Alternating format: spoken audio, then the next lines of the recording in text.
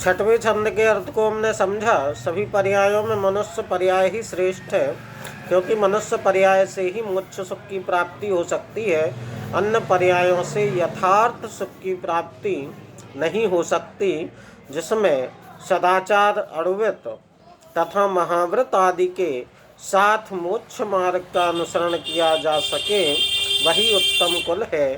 सप्तम छंद में पंडित जी कह रहे हैं, धन समाज गजबाज राज तो काज नावे, ज्ञान आप को रूप भय फिर अचल रहावे। तास ज्ञान को कारण सपर विवेक बखानो, कोटि उपाय बनाए भव्यता को रानो।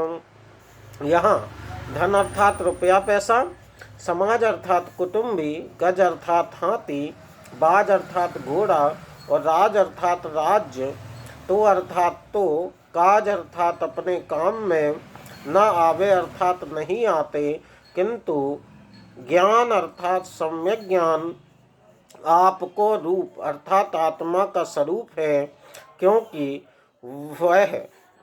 भय अर्थात होने पर, फिर अर्थात फिर, अचल अर्थात अटल, रहावे अर्थात हो जाता है, तास अर्थात उस ज्ञान को अर्थात सम्यक ज्ञान को, कारण अर्थात कारण स्वरूप, सपर विवेक अर्थात आत्मा और पर वस्तुओं का भेद विज्ञान, बखानो अर्थात कहा गया है, इसलिए भव्य अर्थात हे भव्य जीवो, कोटि अर्थात करोड़ों, उपाय अर्थात उपायों को, बनाए अर्थात करके, ताको अर्थात उस भेद विज्ञान को यानी सम्यक ज्ञान को, और आनो अर्थात हृदय में धारण करो।